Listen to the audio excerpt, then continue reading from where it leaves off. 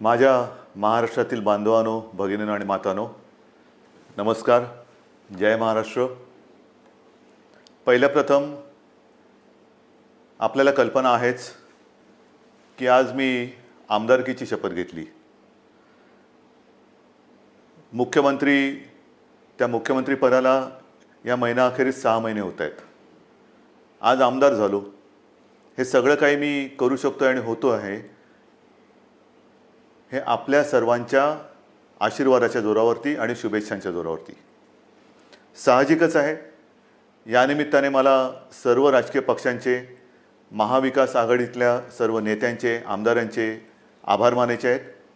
कारण एका अत्यंत कठीण अशा परिस्थितीत, म्हणजेच कोरोनाबरोबर चाललेल्या युद्धाच्या परिस्थितीमध्ये निवडणूक होऊ न देता हे सगळं काही बिनविरोधपणाने पार पाडायला सर्वांनी मदत केली. त्यांनासुद्धा मी सगळ्यांना धन्यवाद देतो आहे. आणि आता पुन्हा जे आपले गेले काही दिवस सुरू आहे त्या विषयावरती येतोच. 17 तारखेला पंतप्रधानांनी जो लॉकडाऊन जाहीर केला होता, दुसरा तिसरा, त्याची मुदत संपली आणि परत पुढचे 15 दिवस म्हणजे 31 मेपर्यंत संपूर्ण देश आणि साहजिकच आहे आपला महाराष्ट्रसुद्धा हा लॉकडाऊनमध्ये आहे. आता तुम्हाला कदाचित असं वाटायला लागलं असेल की मी आलो म्हणजे लॉकडाऊनच जाहीर करतोय. साहजिकच आहे, कोणालाही घरी विशेषतः कामाशिवाय डांबून ठेवणं किंवा बसवणं यासारखी मोठी शिक्षा असू शकत नाही. पण नीट समजून घ्या, मी कदाचित कोणाला आवडत असेल, कोणाला आवडत नसेल, की याच्याकडे काही उत्तरच नाही आहेत. हे लॉकडाऊन किती दिवस चालणार, किती काळ लॉकडाऊनमध्ये राहणार, याला काही उत्तर आहे की नाही, हा जो काही चक्रव्यूह आहे हा आपण भेदणार आहोत की नाही, उत्तर कोणाकडेच नाही आहे. जगामध्ये कोणाकडे उत्तर नाही आहे, आपल्या देशातसुद्धा कोणाकडे उत्तर नाही आहे. आणि हे आता सगळ्यांना माहिती झालेलं आहे की जेव्हा एखाद्या युद्धात, विशेषतः ह्या युद्धामध्ये, युद्ध हे नेहमी शस्त्रांनीच लढलं जातं. इकडे आपल्याकडे शस्त्र नाही आहे. एक फक्त अंतर ठेवणं, स्वतःची काळजी घेणं आणि युद्ध जिंकणं, म्हणजे फार विचित्र आहे असे युद्ध. एकतर्फी नक्कीच नाही आहे, कारण आपण पूर्ण ताकदीने युद्ध लढतो आहोत. पण लॉकडाऊन वाढवला का? काही अंशी बरोबर आहे, काही अंशी नक्कीच बरोबर आहे. आपल्याला सर्वांना कल्पना आहे की आजही देशात, विशेषतः महाराष्ट्रामध्ये रुग्णांची संख्या वाढते आहे. मुंबईमध्ये वाढते आहे, ठाणे परिसरात वाढते आहे, पुण्यामध्ये वाढते आहे, संभाजीनगरमध्ये आहे, नाशिकमध्ये, मालेगावमध्ये आहे. या ठिकाणी रुग्णांची संख्या वाढते आहे. आणि ही रुग्णांची वाढती संख्या बघितल्यानंतर साहजिकच आहे मनात प्रश्न निर्माण होऊ शकतो, मग आपण नेमकं करतो काय आहोत, आतापर्यंत आपण केलं काय? मी गेल्याही वेळेला आपल्याला सांगितलं होतं की एक गोष्ट नक्की, की जी काळजी आपण मार्चपासून घ्यायला लागलो, जवळपास आपण कर्फ्यू, संचारबंदीपर्यंत आलो होतो आणि त्याच्यानंतर देशभरात लॉकडाऊन जाहीर केला गेला. जर हे आपण केलं नसतं तर जो एक अंदाज आपल्या देशात, महाराष्ट्रात आणि मुंबईमध्ये किती आत्तापर्यंत रुग्ण झाले असते, किती आत्तापर्यंत त्याच्यात मृत्यू पावले असते, हा अंदाज नुसता बघितला तरी अंगावरती काटा उभा राहतो.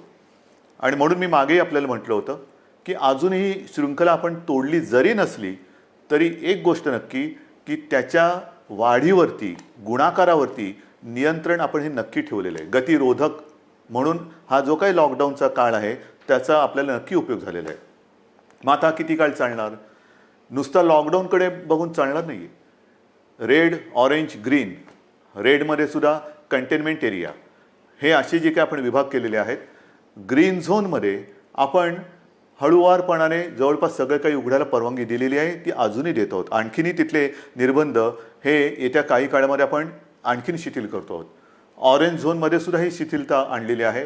रेड झोनमध्ये विशेषतः कंटेनमेंट एरिया आहे, तिथे मात्र अजूनही आपल्याला शिथिलीकरण करणं हे परवडणार नाही, नक्कीच नाही आहे.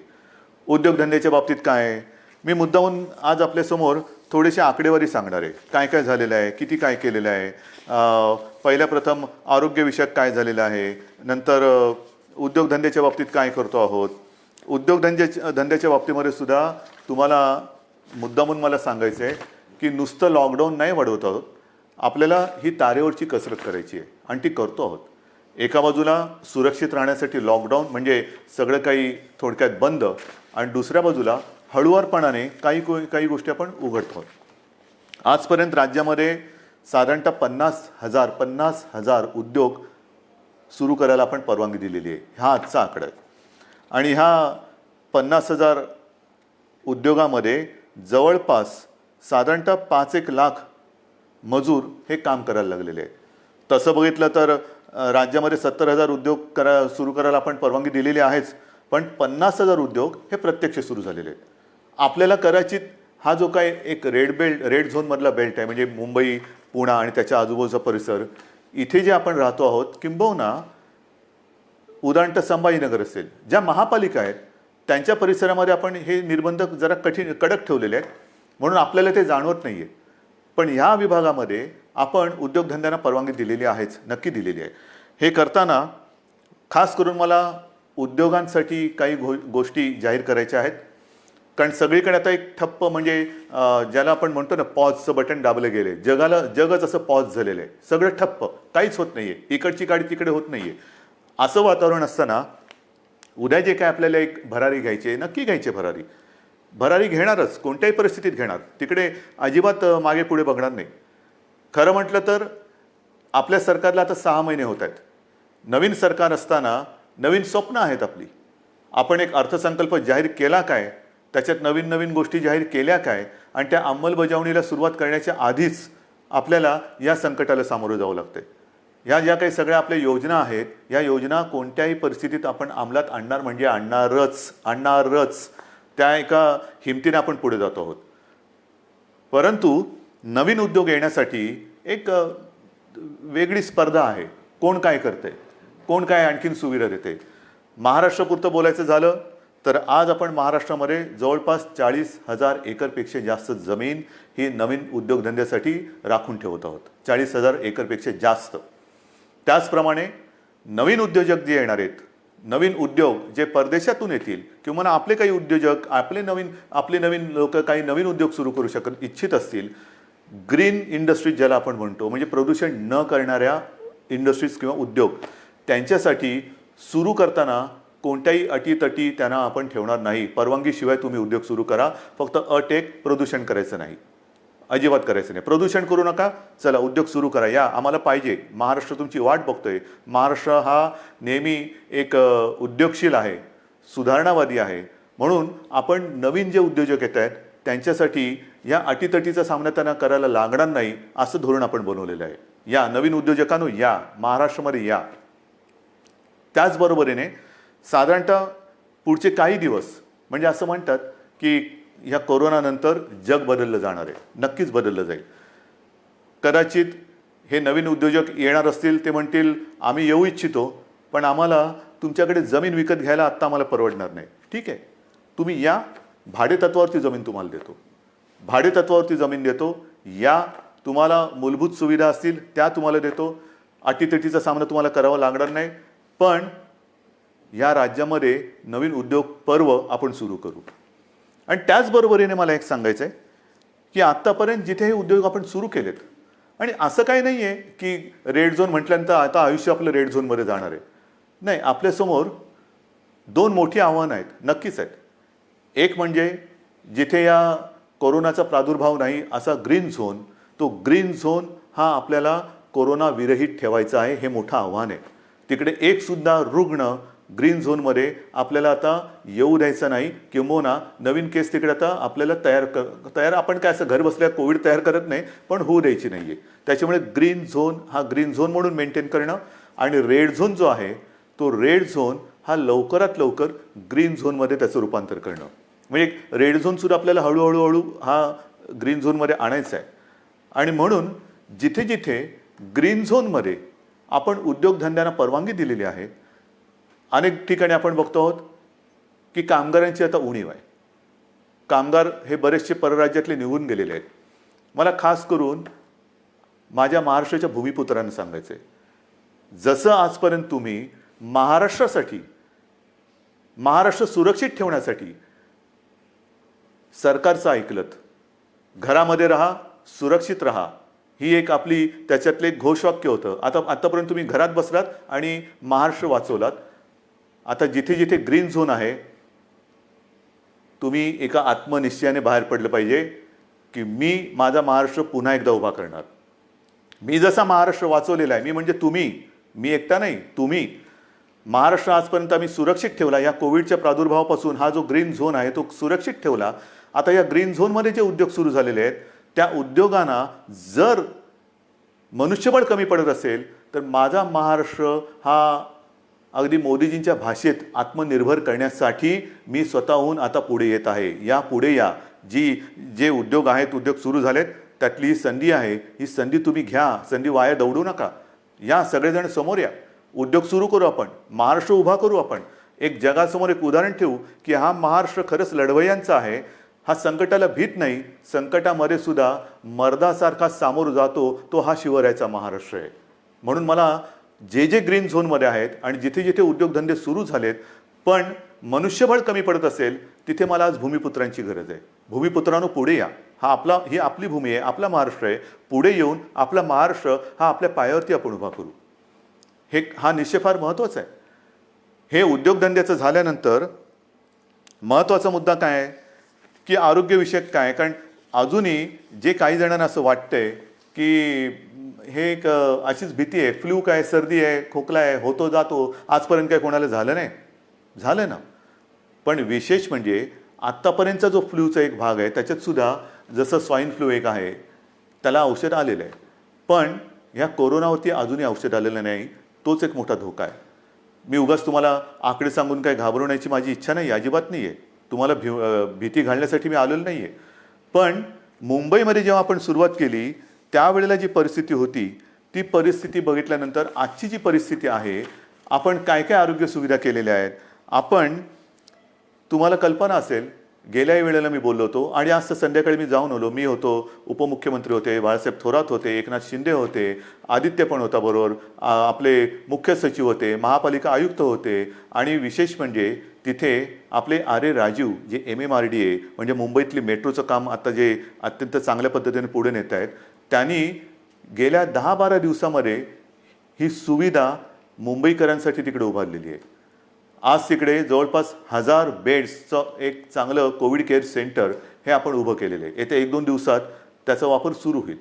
मुंबईमध्ये ठिकठिकाणी, मी मुंबईपुरतं बोलतो, मुंबईमध्ये नंतरचं पुढचं मी बोलणारच आहे, पण मुंबईमध्ये ठिकठिकाणी म्हणजे असं बांद्रा कुर्ला कॉम्प्लेक्स संकुल आहे तिथे आणखीन 1000 बेड्स वाढवतो आहोत. गोरेगावचं एक्झिबिशन ग्राउंड आहे तिकडे वाढवतो आहोत. रेसकोर्सवरती त्या पार्किंगमध्ये होत आहे. वरळीला डोममध्ये तर सुरू केलेलाच आहे. आणखीन 1-2-3 ठिकाणी मुलुंड चेक नका आहे, ठाण्यामध्ये आहे. हे आता नुसतं कोविड केअर सेंटर म्हणून नाही राहणार. या सगळ्या जम्बो फॅसिलिटी ज्याला म्हणतो, या जम्बो फॅसिलिटीमध्ये जे आवश्यक लागतं ते तिकडे आपण करणार आहोत. म्हणजे विशेषतः सगळ्यांनाच काही व्हेंटिलेटरची आवश्यकता लागत नाही, पण अनेक जणांना ऑक्सिजनची आवश्यकता लागते. म्हणून ह्या सगळ्या सुविधांमध्ये ऑक्सिजनची सुविधा असणाऱ्या बेड्स हे आपण जास्तीत जास्त करतो आहोत.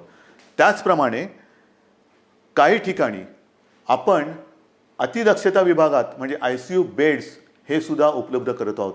ICU बेड्स म्हणजे हॉस्पिटलमध्ये तर आपण ते वाढवतोच आहोत, पण हॉस्पिटलच्या बाहेर ही जी काय आपण रुग्णसेवा किंवा सेंटर्स उभी करतो त्याच्यामध्ये सुद्धा ICU बेड्सची सोय आपण करतो आहोत. कदाचित ही काय अभिमानाची गोष्ट नाही, पण समाधानाची नक्की आहे की इतरत्र कुठेही नसेल अशी आरोग्य सुविधा आपण इथे निर्माण केलेली आहे आणि ती आरोग्य सुविधा आणखीन आपण पुढे वाढवत नेत आहोत. महाराष्ट्रामध्ये बोलायचं झालं तर महाराष्ट्रात आज मी आकडे घेऊनच बोलतोय, साधारणतः 1484 कोविड केअर सेंटर्स आहेत. 2,48,000 बेड वगैरे आहे, पण साधारणतः 2.5 लाख रुग्णशय्या ह्या आयसोलेशन म्हणजे ऑक्सिजनसह ह्या आज महाराष्ट्रामध्ये आपण उपलब्ध करत आहोत. 2.5 लाखाच्या आसपास. आज एक गोष्ट साहजिकच आहे, हे संकट एवढं मोठं आहे की काही वेळेला असं वाटतं की रुग्णांना बेड मिळत नाही आहे. याचं कारण रुग्णांची थोडीशी संख्या ही वाढती अशी वाटत असली तरी देखील आज आपण स्वयंपूर्ण होण्यासाठी किंबहुना पुढच्या महिन्यात साधारणतः किती रुग्ण होऊ शकतील ह्याची एक दक्षता घेऊन आपण हीही सुविधा वाढवत आहोत. डॉक्टर्स येत आहेत, नर्सेस येत आहेत. मध्यंतरी मी आपल्याला माहिती आहे कोविड योद्धा म्हणून सगळ्यांना एक आवाहन केलं होतं. त्याच्यात सुद्धा काही हजार लोक म्हणजे महिला पुरुष हे मदतीसाठी धावून आलेले आहेत. मला अजूनही पाहिजेत. ह्याचं कारण का? कारण नवीन सुद्धा जे आलेले आहेत ते आणि आत्ता आहेत ते, जसं गेल्या वेळेला मी आपल्याला बोललो होतो की पोलीस थकत आहेत, पोलीस आजारी पडत आहेत. काल परवा एका चांगल्या अधिकारीचा मृत्यू झालेला आहे. त्याच्यानंतर गडचिरोलीमध्ये नक्षलवाद्यांशी लढता लढता 2 पोलीस आपले तिकडे शहीद झालेले आहेत.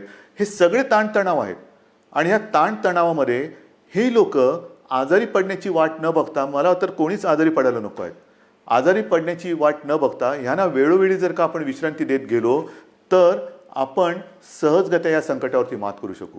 म्हणून मला अजूनही कोविड योद्धा पाहिजेत. ज्यांची रुग्णसेवा करण्याची इच्छा आहे, तयारी आहे, त्यांनी सगळ्यांनी ह्या युद्धामध्ये स्वतःहून पुढे आलं पाहिजे.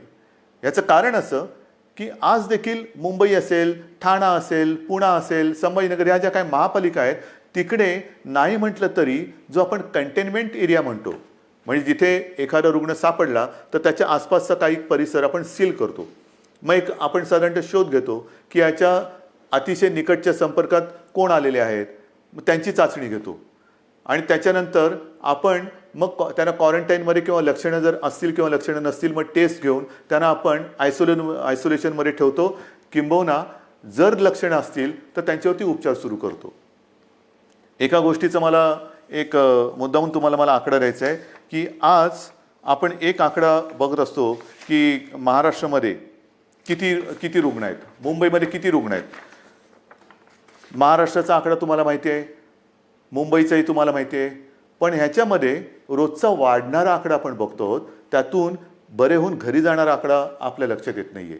म्हणजे साधी गोष्ट आहे, जर का मुंबईपुरतं बोलायचं झालं तर साधारणतः मुंबईमध्ये आज 19,967 रुग्ण पॉझिटिव्ह आहेत, पण हा 19,500चा जो काय आकडा आहे त्याच्यामधले साधारणतः 5,000 रुग्ण हे बरे होऊन घरी पण गेलेले आहेत. म्हणजे 19,000 वजा 5,000 झाले. दुर्दैवाने काही मृत्युमुखी पडलेले आहेत. याचा अर्थ असा की लवकर जर का आले आणि व्यवस्थित त्यांच्यावरती उपचार केला गेला तर बरे होऊन घरी जाणारे रुग्णसुद्धा आहेत. काही रुग्ण तर मी मागेही आपल्याला बोललो होतो की 80% आसपास रुग्ण हे असेही आहेत की ज्यांच्या टेस्ट पॉझिटिव्ह येतात पण त्यांना कोणतीही लक्षणे दिसत नाहीत, असे रुग्णसुद्धा आहेत. तर ह्या सगळ्या गोष्टीचा विचार करून आपण आरोग्य सुविधा वाढवतो आहोत, ॲम्ब्युलन्सेस वाढवतो आहोत. संपूर्ण महाराष्ट्रभर जिथे जिथे आवश्यकता आहे तिथे तिथे आपण ह्या आरोग्याच्या सुविधा वाढवत आहोत. आणि एका बाजूला या आरोग्य सुविधा वाढवत असताना उद्योगधंद्यांच्या बाबतीत सुद्धा मी सांगितलं की 50,000च्या वरती उद्योगधंदे सुरू झालेले आहेत. म्हणजे असं काही नाही की सगळं काही ठप्प होऊन बसलेलं आहे. जे अनेक जण मला विचारतात की काय हो महेर, तुम्ही लॉकडाऊन उठवत नाही, किती काळ असं बसायचं? मगाशी मी तुमच्याशी बोलत होतो, ह्याच्यात काय आहे, नुसतं सर्दी खोकला ताप तर येईल, आणखीन काय होईल, फ्लू काय कोणाला होत नाही, असं नाही आहे. जे गांभीर्य आहे ते या गोष्टीचं हेच आहे की जे गंभीरपणाने आजारी पडतात त्यांच्यावरती इलाज नाही आहे. आणि एक क्षण असा धरून चाला की आपण लॉकडाऊन उठवून टाकतो लॉकडाऊन आजपासून, या सगळेजण इकडे तिकडे ये जा करा, काही करा. ही साथ जर का पसरली तर इतर देशामध्ये काय काय होते, ब्राझीलमध्ये काय झालं, ब्रिटनमध्ये काय झालं, अमेरिकेत काय चाललेलं आहे, इटलीमध्ये काय चाललेलं आहे, काय झालेलं आहे, मला हे कोणत्याही परिस्थितीत महाराष्ट्रात होऊ द्यायचं नाही. आणि मी होऊ देणार नाही, अजिबात होऊ देणार नाही. मी टीकेचा धनी होईन. मी तुम्हाला मागेही बोललेलो आहे, महाराष्ट्रासाठी वाईटपणा घ्यायला माझी तयारी आहे, पण जे जे मला पटतं ते महाराष्ट्राच्या हिताचं मी करणार म्हणजे करणारच. आणि म्हणून जो रेड झोन आहे तिकडे मी अजूनही उद्योगधंदे पूर्णपणे उघडायला का देत नाही आहे की क्षणभर धरून असं धरून चाला की उद्योगधंदे उघडले आणि ही साथ त्यांच्यात घुसली. आजच मजूर आपापल्या घरी निघून गेलेले आहेत. मग जे उद्योगधंदे सुरू होतील आणि त्या मजुरांमध्येही साथ जर घुसली तर काही तर जीवानिशी जातीलच, आजारी तर पडतीलच. आणि मग त्यावेळेचा अघोषित जो लॉकडाऊन असेल तो किती काळ चालेल त्याचं उत्तर आपल्याकडे कोणाकडे नसेल.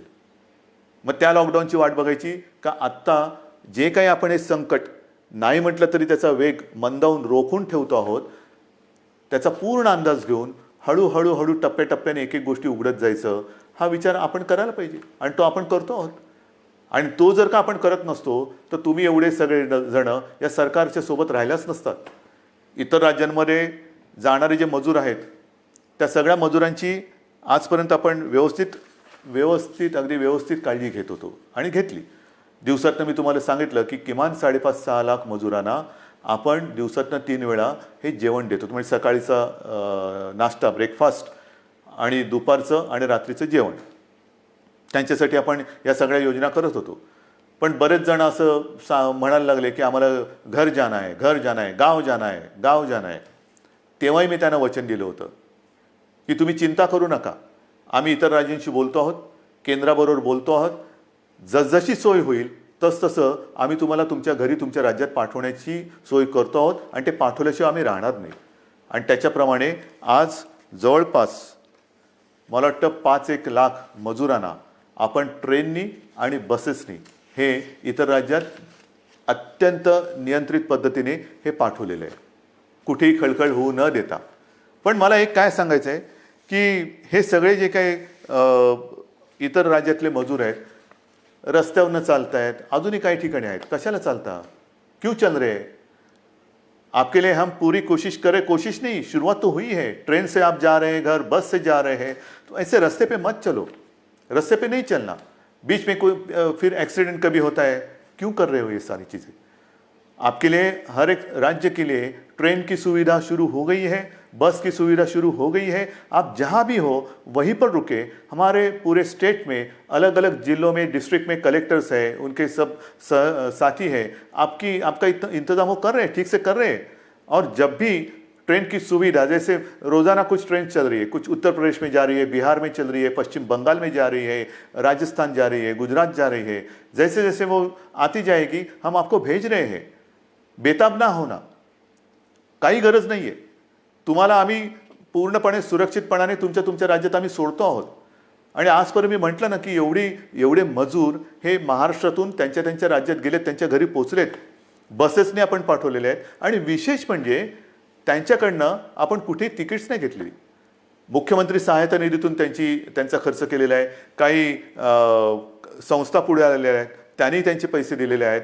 त्यांना हे, कारण हे गरीब आहेत, काम करणार आहेत, तळहातावरती पोट असणार आहेत. तळहातावरती पोट असल्यानंतर जर त्यांची रोजची मेहनत ही होणार नसेल किंवा काम मिळणार नसेल तर यांच्याकडे तिकिटाचे पैसे कुठून येणार? म्हणून त्यांना आपण आपल्या सरकारच्या माध्यमातून, सरकारच्या खर्चाने आपण त्यांना पाठवतो आहोत. हे झालं त्या राज्यात जाणाऱ्या लोकांचं. मग आता मी येतो माझ्या आपल्या राज्यातल्या लोकांकडे. मुंबई म्हटल्यानंतर साहजिकच आहे, कोकण आणि पश्चिम महाराष्ट्र इथे राहणारे लोक खूप आहेत. तेही मागे लागलेत. हे काय तुम्ही त्या राज्यातल्या लोकांना पाठवता, आम्ही काय केलंय, आम्हाला कधी घरी पाठवणार? अरे तुम्ही तर आपले आहात. आजपर्यंत तुम्ही सहकार्य केलेलं आहे, तुम्हालाही हळूहळू मी पाठवतो घरी. पण आज थोडे अस्वस्थ नका होऊ. कारण आजपर्यंत कोकण म्हटल्यानंतर मला माहिती आहे, हा आंब्याचा सीझन, काजूचा सीझन, सगळा एक कोकण म्हणजे गंमत असते. ह्या मोसममध्ये कोकणात जाणं, फणस आहे, मजा असते.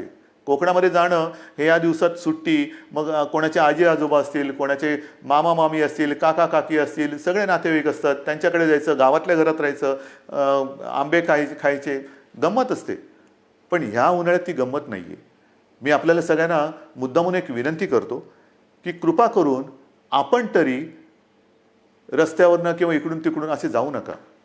कारण मुंबईमध्ये आपण काळजी घेतो आहोत, प्रत्येक जिल्ह्यात आपण काळजी घेतो आहोत, पण प्रत्येक जिल्ह्यात आरोग्य सुविधा ज्या आहेत त्यांची एकूण जर का मर्यादा बघितली, आणि काही जिल्हे हे कोविड मुक्त आहेत, आज सुद्धा तिकडे प्रादुर्भाव झालेला नाही, ते आपल्याला तसेच ठेवायचे आहेत.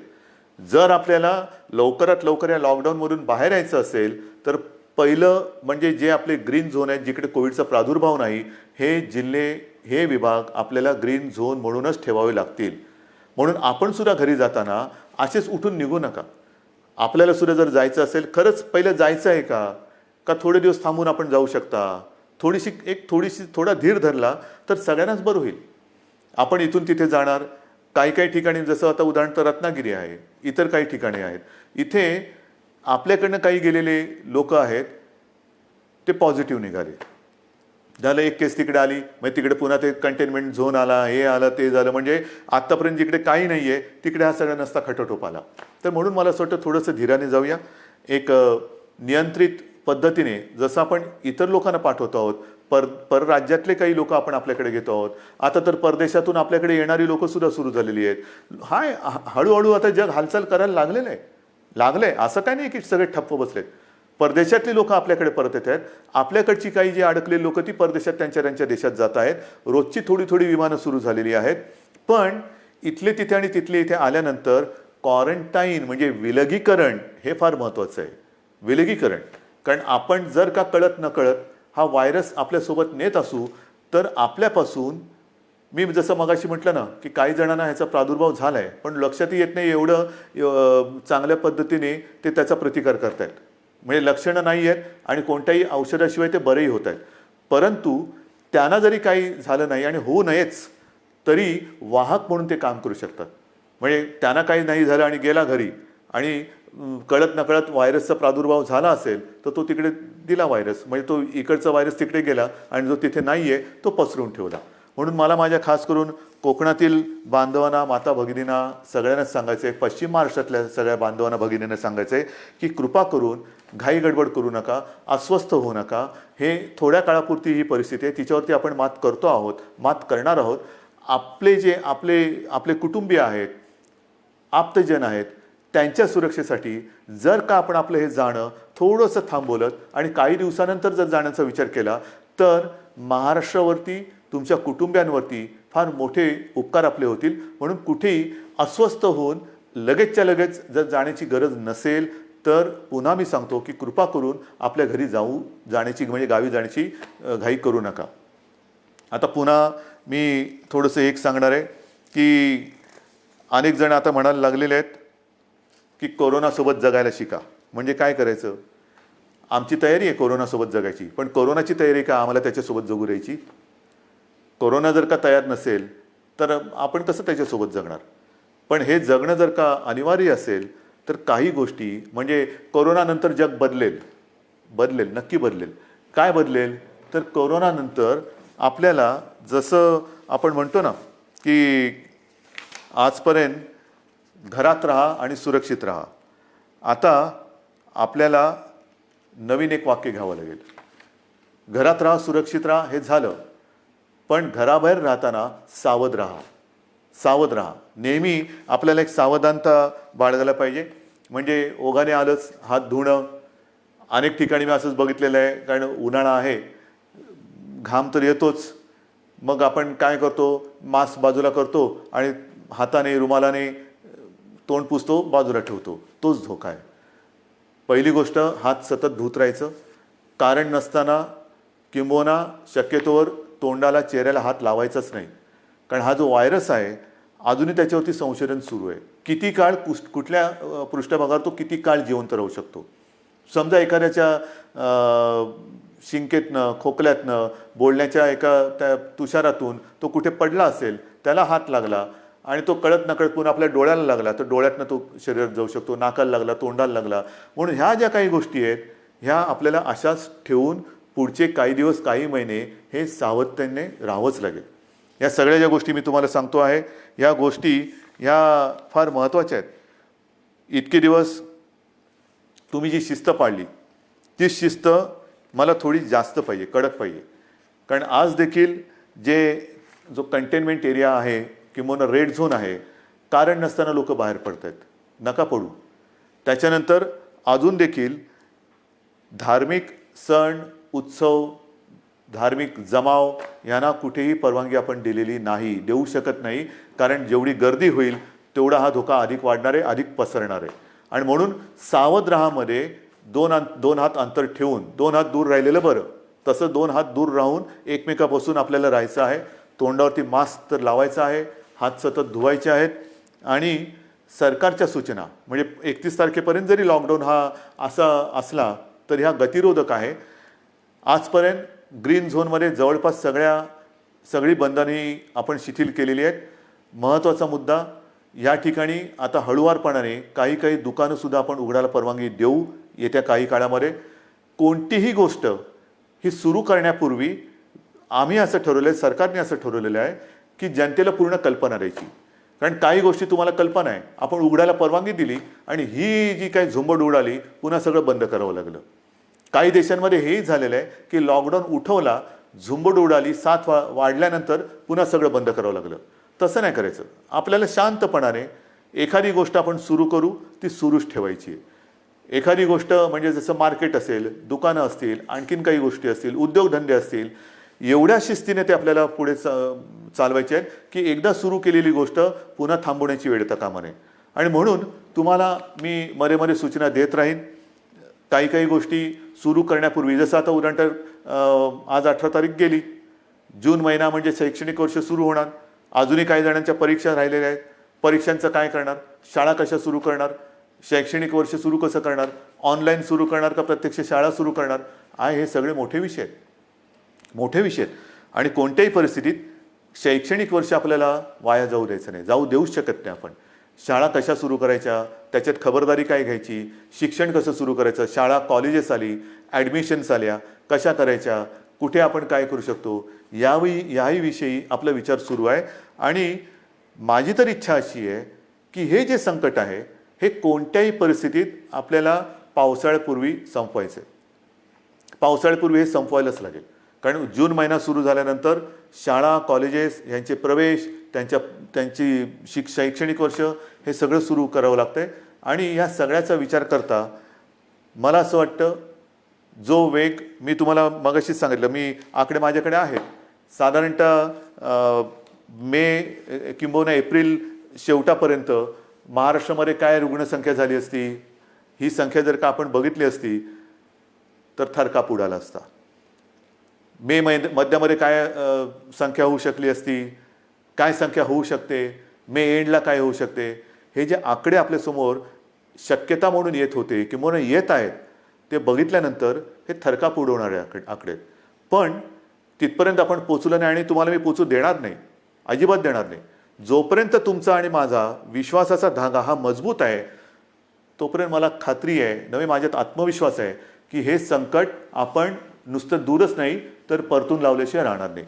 आणि म्हणून मला असं वाटतं, मलाही काही आनंद होत नाही, अजिबात होत नाही की मुख्यमंत्री झालो आणि हे बंद ते बंद ते बंद. म्हणजे पूर्वी मुंबई बंद, भारत बंद आपण करत होतोच, पण हे अशा पद्धतीने नाही.